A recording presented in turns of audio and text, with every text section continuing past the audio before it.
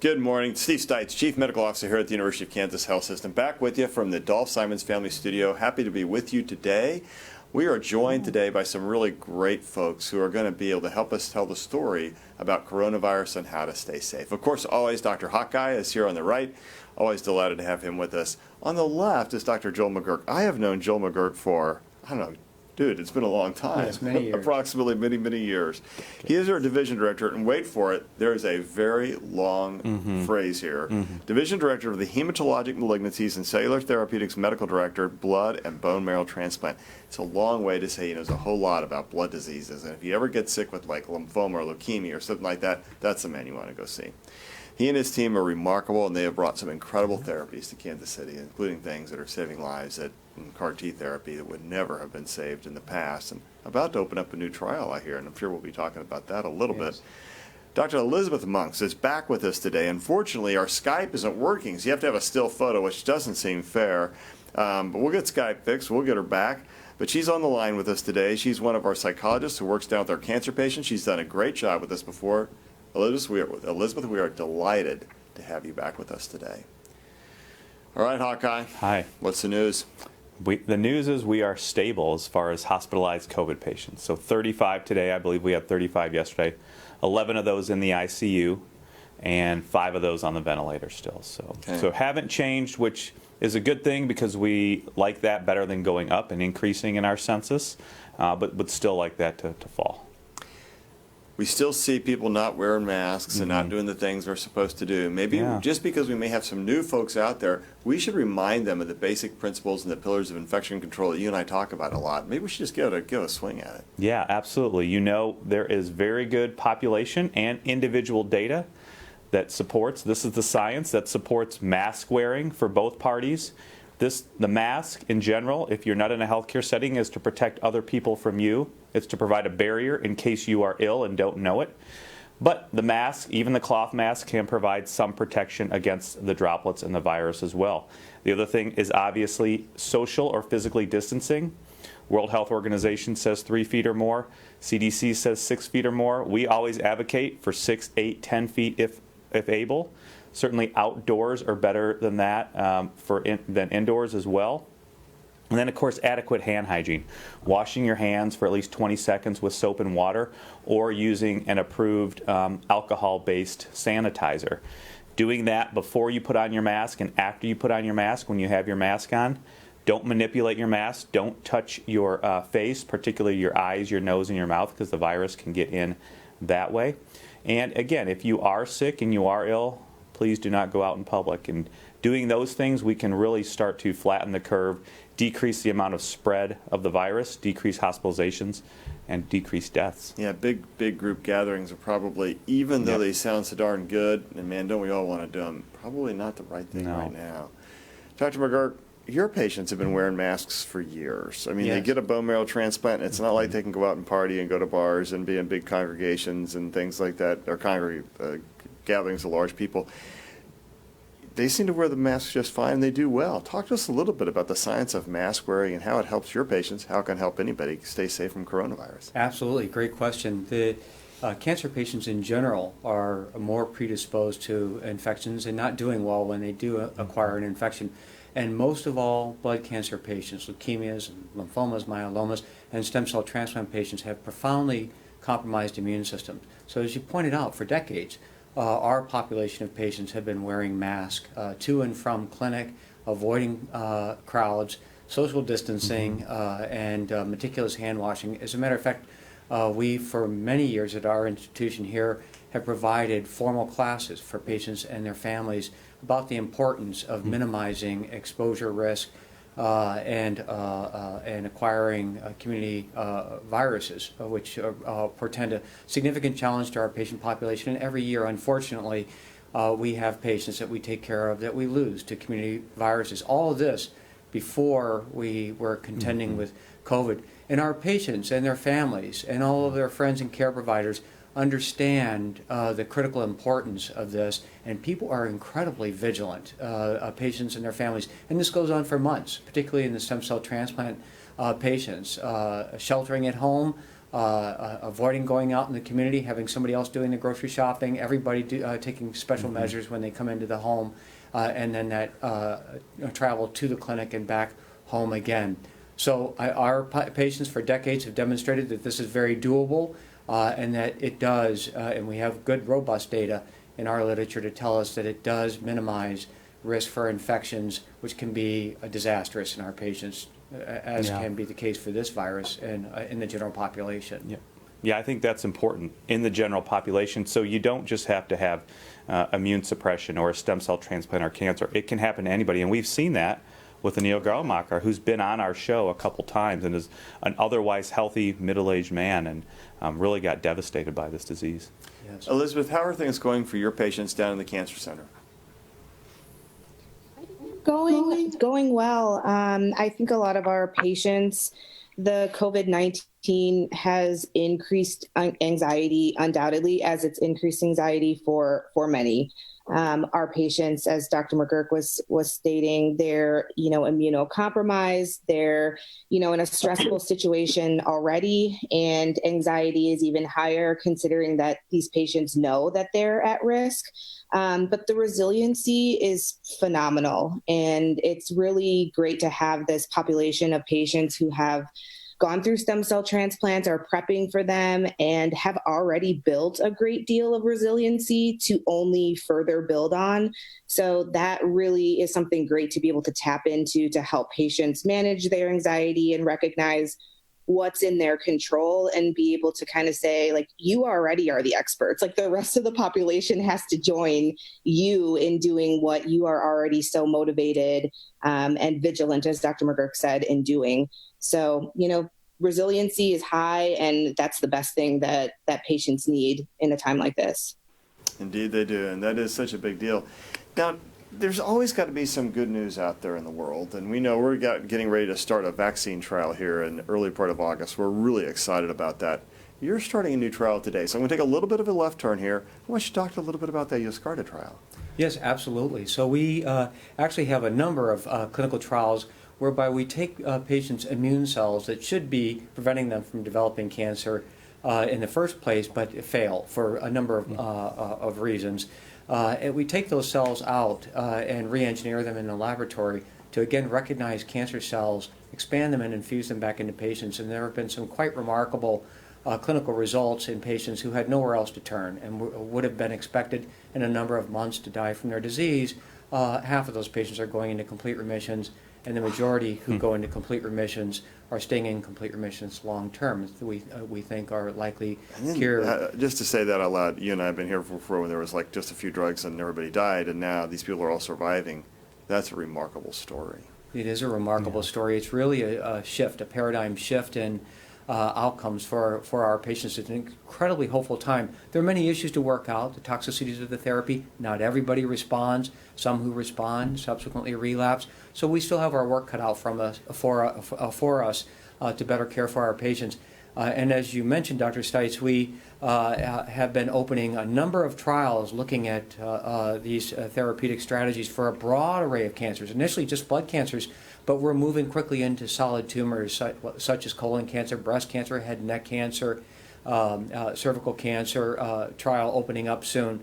It's a very exciting time, very promising time for our patients.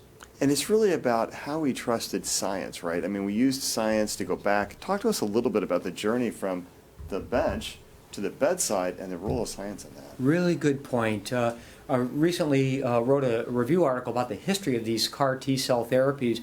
And although it's gee whiz science, really remarkable, and more importantly, these stunning clinical results, it's built on decades of research by men and women in laboratories across the world, certainly in the United States as well.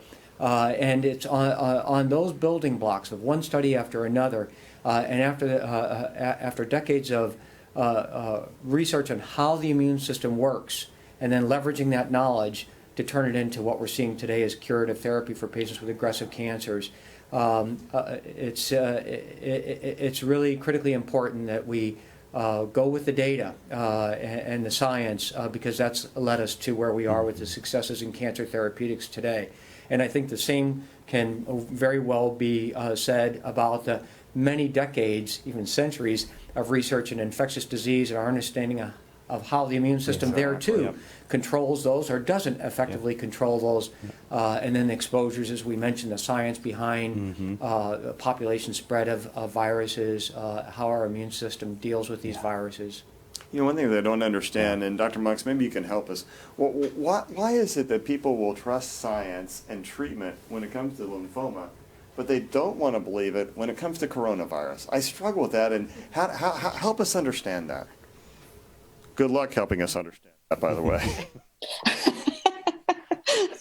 Your guess is as good as mine. No, I think it's tough. I think we have our own ideas about things, and a lot of times, what is common is we seek the evidence that confirms our belief system, that we just have a natural tendency to do that. And so where things are consistent with what we think, how we feel, our belief system, we're going to lean towards finding what confirms that. So in some cases, if I want to believe that there's, great cancer treatment out there, I'm going to look for that evidence. I'm going to look for that science. But there's variability in that. And I think it really does come down to, we tend to really hold on to the evidence that's consistent with the beliefs we have kind of at the ground level. So I think that's a part of it.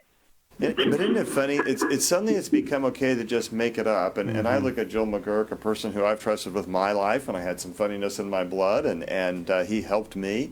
And I look at all the patients he's helped over time, and people who would be dead today, and science helped with that. And suddenly, science is the enemy, and I don't quite get that, Dana. And you look at vaccine development and vaccines across the ages. How many lives have been saved from the polio vaccine? Yeah, absolutely. How many lives have been saved from the MMR? I mean, it just, you might think, my brain's going to explode. Right. Yeah, it can be nerve-wracking, and it just head-wracking, and you don't understand why is this happening. We have good data behind all those, and like you brought up, the most basic thing that we've known about is vaccination and vaccines, and the countless amount of lives and complications that they have saved, and that's even before we get to coronavirus vaccine.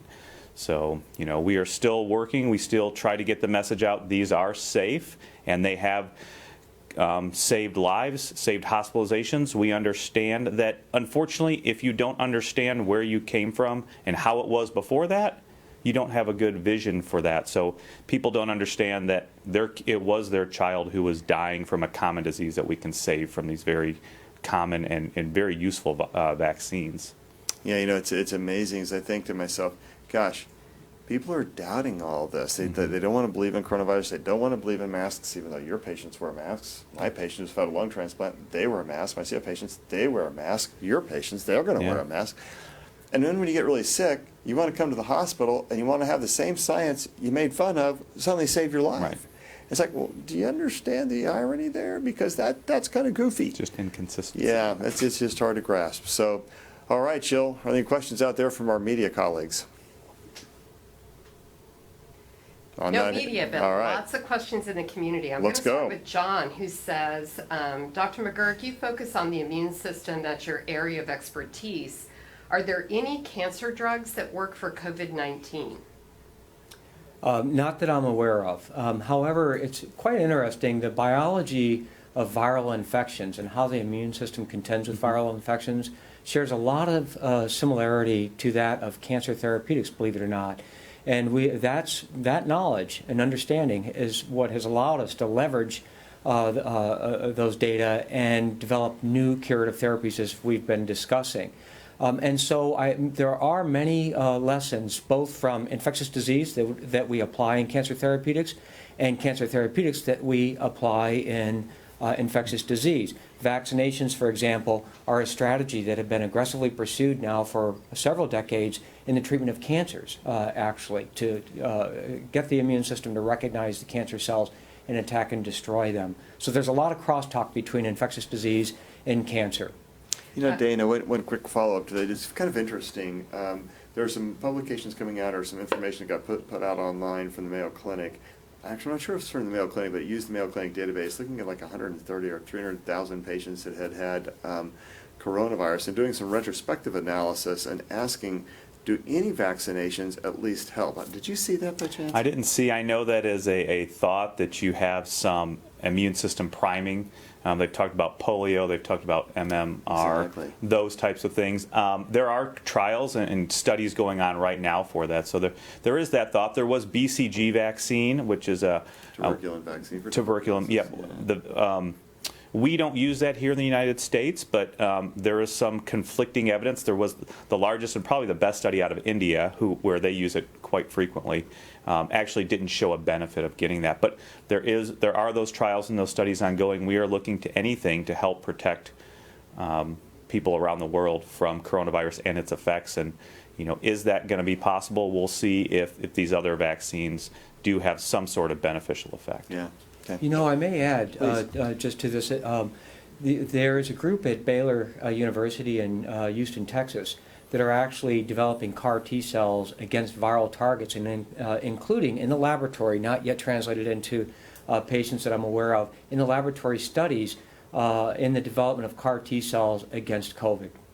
So talk to us a little bit about when you're saying development of CAR T cells, what that means. What that means is taking a T cell from the patient, or what we call a third-party donor, in the laboratory, and then genetically modifying that cell so that it will have a recognition construct on the outside of the cell, and then molecules on the inside that when that recognition binds to a cancer target or a viral target, it stimulates the T cell to kill. The T cell punches a hole in the cell that's virally infected and releases molecules that go in and tear up the DNA or RNA of the virus. Does the same thing with cancer cells. And so this is really remarkable science, but it is being applied in viruses. And I can say that in our own institution, we are in the process of opening up 3 trials in the treatment of viruses, not COVID viruses at this time point, but other viruses that our transplant patients have to contend with because of their compromised immune system. But I am aware that Helen Heslop's group at Baylor and Houston are working in the laboratory, not ready for prime time, on COVID-directed CAR T cells. Science is cool. It's very cool. It also saves lives. Okay. And we have talked about, a lot of people are focused on antibodies for vaccines. We definitely need antibodies to help neutralize the virus. But the other aspect of that is the T cell immune function. And so we hope that these vaccines also stimulate the T cells as well to help fight the virus. And at this point, some of the early studies looks like it does actually produce especially a T cell. the one we're going to be starting here very soon. Absolutely, yep. Elizabeth, any role for CAR T helping my anxiety so I can sleep at night? I think it should be helping everybody's anxiety because it's so, when I hear about CAR T and just listening to Dr. McGuirk talk about it, which I've heard him talk about before, I discuss with my own patients that are going through CAR T. I think the possibilities are endless, and it is that positivity, that kind of ray of hope that I feel like we need a little light in the darkness. So I hope that it is something that helps ease people's anxiety and thinking about there's a lot coming in the future, and this CAR T could impact, not just cancer, but all kinds of, medical illnesses. So I think we have a lot to look forward to, which I think helps ease my anxiety at least. I totally agree. It does help. All right. Susan said she read a Wall Street Journal article recently that talked about like superfoods or things you ought to eat for your immune system. As an immune system specialist, are there foods and diet that we can eat that makes our immune stronger? It's a tough question to answer. Eating a well-rounded diet and activity, daily exercise, goes a long way. So the basics are critically important. There has been, and I'd be greatly interested in hearing Dr. Hawkinson's view on this, some data to suggest that obesity may be related to the outcomes of patients who do acquire COVID. I don't think that we fully understand that at all, and I don't know how tight that association is at this point. But I think, again, eating a good, nutritious, well-balanced diet and exercise is important. Dana, what we're seeing coming out on the data clearly shows that obesity is Absolutely. related to Yep. bad outcome. Let's talk about that. Yeah, absolutely. And I would echo everything you said. I agree with everything you said. So we know that diabetes is another huge risk factor. A lot of patients that we see that do have diabetes are obese. And to your point, Dr. Stites, obesity is a major risk factor for this as well, for hospitalization, but also worse outcomes with COVID-19. Yeah, it's all the pre-metabolic syndromes, Yes. diabetes, obesity, things that demonstrate hypercholesterolemia, hyperlipidemia. All those things can combine to make us less healthy and Yeah. make us more susceptible to any sort of disease, but whether it's a heart attack, whether it's Mm-hmm. a COVID-19 attack. So Jane says, thank you for discussing cancer patients this morning. She said, can Herceptin put me at higher risk? That is a question. I'm a blood cancer specialist, and I don't want to answer that question erroneously. The mechanism, I do understand some basics about the mechanism of action of Herceptin, and Herceptin alone it should not cause the patient to be further immunosuppressed. However, oftentimes Herceptin is accompanied by chemotherapeutic agents, which certainly can compromise immunity. But I would recommend that she discuss the Herceptin specifically with her breast oncologist. And Heather has a similar, she's a stage 4 melanoma survivor, but she is taking, talking about medicines, I'll say this wrong, Zelboraf, Zelboraf, and she has been for 10 years. She's also a teacher. She's wanting to know, what can I do to keep myself safe if I have to go back to school? Joel, let's hear from you first about that, man. Well, Dana and I will take on the school part. You bet. So with regard to, I don't know what I would need to know what the pharmacologic name of that drug is. What I can tell you right now is that some of the drugs that are being used to treat melanoma are drugs that modulate the immune system and prevent cancer cells from being able to hide out and downregulate a T-cell response, immune response. And those drugs actually have the theoretical possibility that they could be protective against a broad array of infections in addition to the cancers for which they're utilized, such as melanoma. So it's interesting, theoretical, and requires lots of scientific investigation before we can know more about that. This specific drug, I don't know recognize this drug through the commercial name, but again, I strongly recommend that this person discuss it with their melanoma specialist. Dana, interesting question though. Is that teacher coming back to school? Two thoughts. Since we don't know the impact of a medication, and you already have a cancer, well, should that teacher be back in school again around kids? Yeah, I mean, I think that in those situations, you probably are higher risk to develop disease and critical illness compared to your colleagues for that, for that aspect of it. Are we still going to be able to start school? That is going to be a huge question. We don't really understand fully if you are on medications, certain medications, is that going to put you at more risk of worse outcomes, at improved risk of outcomes, or no change at all? They've been looking at patients with HIV and AIDS who are on certain antiretroviral medicines. That doesn't seem to have an effect either way. They still have the same outcomes as people who aren't on those. They've looked at patients who are on long-term hydroxychloroquine for the actual intended uses, which is psoriasis or lupus and rheumatoid arthritis. And those patients really did not seem to have any outcome. They still did get infected, so it didn't seem to be protective at all. So we don't really know, and I think it really goes down to a discussion with your medical team, your cancer team, specifically about, like Dr. McGuirk said, what medicine are you on and what risk. We do feel, as in most other infections, that if you are immune compromised, you are probably at higher risk of hospitalization and worse outcomes, though. Yeah, and I think it's important to note the Ohio Medical Board just took hydroxychloroquine off and prevents its use in anybody with COVID-19. Yeah. So, Yep. I think we have to put that one behind us and Yes. keep looking forward and quit trying to reinvent things that are pretty clearly causing detriment to patients. Yep. Cindy says, my uncle was a colonel in the Air Force and said 30 days of doing anything becomes a habit. What else can we say to people to help them make mask wearing a habit? All right, Elizabeth, let's take this on. Yeah. How can we help folks become habitually mask wearers? Some of us look better with masks. That's right. I think some people are actually trying to make it, if you will, cool, with different, designs on their mask or different fabrics or different things. And, I think that is a great 30 days of anything makes a habit. And I do think there is a little bit of habituating and getting used to wearing a mask. It already seems a little bit like this is sort of becoming the norm, which I think makes it easy. And the more mask wearing that we see, I think the more likely we are to just sort of accept that, okay, this is what we're doing. This is what's important. So I'm going to borrow that. I like the 30 days of anything creates a habit. That's perfect.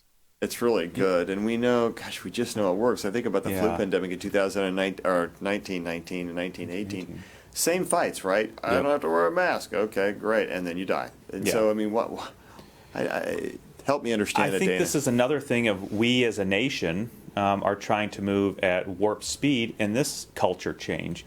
The Asian communities have had at least 2 decades of doing this because of the original SARS. So did they do it before? I'm not sure, but they've been doing it at least since that time. So 2002.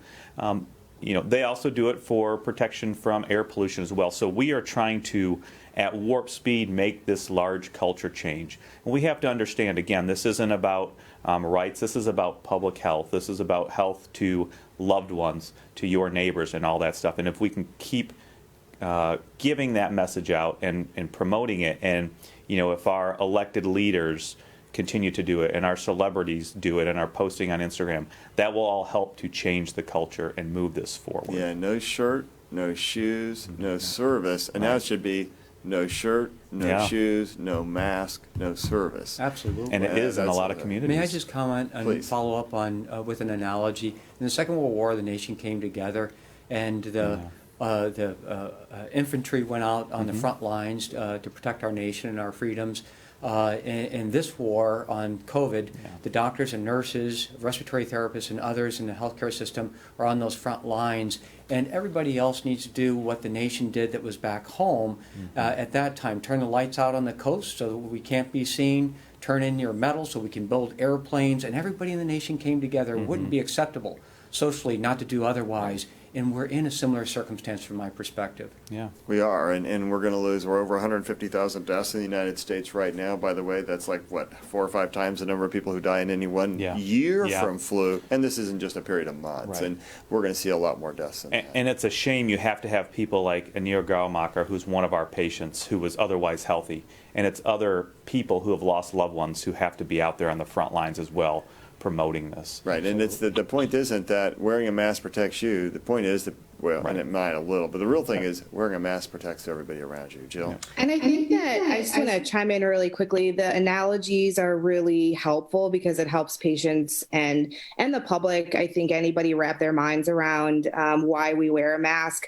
I have found that playing into kind of what you said, like we're doing this for the next person, like to help our brothers and sisters. And it's, when we had to, stop smoking inside, like change is difficult, change is hard. People didn't want to, if I want to smoke, I'm going to smoke where I want, when I want.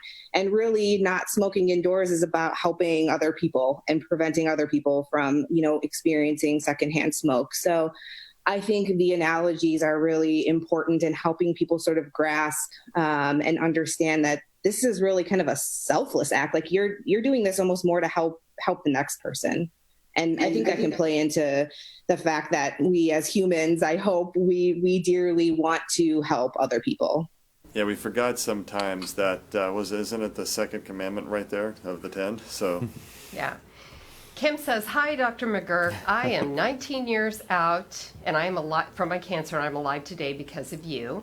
Aww. Thank you for saving my life. I am still teaching and concerned about going back. I am diligent about sanitation because of what I had to do back then." She says, "Are bone marrow transplant survivors at higher risk for complications with COVID if we are years out, or would that only be if we are still immune compromised?" What a great question. It's a really great question. Many adults who undergo bone marrow transplant have immune deficiencies that can be identified decades later. The older they are at the time of their bone marrow transplant, the more likely that is to be the case. That doesn't mean that they're in the hospital all the time with pneumonia. Sometimes they are, but most times they're not. But there may be a vulnerability there. So my recommendation is that Kim follow up with us, with our team, and that we assess her immunity, which we're able to do in the laboratory, and then we can give her further, more specific guidance. But again, of course, it raises more broadly the question and the challenge that we're confronted with regard to teachers going back to school, all the kids going back to school, particularly for the very vulnerable population. So Dana, really the teachers and the administrators are often the most vulnerable population, even more so than the kids. The kids looking to bring it back home and they share it to other vulnerable in their home and with their mom and their dad, their grandparents, and et cetera. But let's talk again. Teachers with health issues. Yeah. I think it's probably almost, unfortunately, I don't think it's a blanket answer here. I think it's a one-by-one where you have to say, what's the actual risk to you in the classroom? How well distanced? What's the mask wearing like? What's the community prevalence like? What is your personal need as far as your risk-benefit ratio? You may need a job and income and health insurance. All those things play in the decisions. I don't think there's really a blanket statement that we can make, but we can provide the infection control guidelines. Yeah, I agree with you. Those are all those details, and it plays into everybody's life. It's the ability to make a living and put food on the table. Can you go to work? Can you not? But there are the things that you can do if you have to go back to work, not just want to, but have to protect yourself, and that is the mask wearing, the distancing as much as possible, the hand sanitizer, not touching your face. Those types of things can keep you protected as much as possible and reduce the risk of infection. But now we've also seen that there's a new study out of Johns Hopkins which looked at March to May when school was shut down, and this will probably get more press here coming up, that showed countless amount of hospitalizations and lives that were saved because of that school shut down. So that is going to be one more piece of data to bring into this. We just have to pay attention to the data. Elizabeth, you said it so beautifully a little while ago. We got to take care of folks around us, and we do that by wearing a mask. So one of the big questions I would have if a teacher said to me, should I go back to school, is mask wearing required? If it's not, that's tough, I think. All right. A couple more questions. We're going to move on. Sure. In relation to the current conversation, Jerry had a question that he wanted to, or she wants to ask. Is this true for stem cell immunity as well? When you were talking... I'm not sure how to think about that, but maybe it was to Kim's question about if I'm a bone marrow transplant survivor, am I at So is high it true risk? about Same stem cell thing with stem transplants? cell. Yes, bone marrow transplant and stem cell transplant are different words for basically the same thing and the same process. And so, yes, those vulnerabilities are very much shared. All right. And then Christine asked, One more question. I have chronic lymphocytic leukemia. I am at stage 0. Will I be able to get the COVID vaccine when it becomes available? That is probably a better question for Dr. Hawkinson. I think he's going to be our site principal investigator on that clinical trial. And the clinical trials will specify very carefully who's eligible, who's not potentially eligible for that. But that is a patient, I do want to point out, with chronic lymphocytic leukemia, even at a stage 0, who has increased vulnerability to viral infections. Dana. Yeah, I think we can discuss that with Mario Castro as well. And we can probably eventually, next week especially, put up the infographics on who to call and get into contact, and they should have all the exclusion. I think, from the safety studies that have been done, the small safety studies, it should be a safe vaccine. Again, it's not the virus, it's just the genomic material to make the spike protein so that you can have an immune system directed toward that spike protein. So from that aspect, it would be safe. Otherwise, we'd have to look at the inclusion and exclusion criteria. And the cool thing about that trial is that spike protein is really what makes that virus, makes the novel coronavirus so dangerous. And so if the spike protein goes away, it's like, so long coronavirus, that's great news. So. Yeah. All right. Let's kind of think about our one of the things I think has been really important in this program today. We've been trying to give a little bit of a message of hope to people. So let's talk about that. Elizabeth, the importance of hope in this time of corona. Critical. critically important. And I am biased having the the privilege to work day in and day out with cancer patients, where a lot of times they remind me how important hope is. And, I think that's an important message for all of us to have right now, finding our hope, it's really easy to focus on the negative. And while it's not, rainbow and sunshine all day, every day, I think we can find a balance and, look for the examples of people doing good, and look at all the people who are wearing masks, and look at all the ways that people do care about one another, and the ways that medical professionals especially are working to take care of the sick and take care of the vulnerable, teachers and things that are going to, maybe have to make sacrifices to, educate children. There's a lot of good if we look for it. And sometimes I think the negative can cloud our vision a little bit. And while we have to acknowledge that things are serious, I think we do have to focus on the things that bring us hope and, find the meaningful in our own lives. Yeah, and it's really important, Dana, to keep that going a little bit. What do you see out there as the most hopeful thing? I think compared to where we were 2 or 3 months ago, as we've talked about, we have fairly good algorithms and treatment strategies if you do get COVID, although not the best, and we are still working to optimize those. But moving forward, also vaccination and prevention. And I think this week we are starting on that second step of getting vaccination.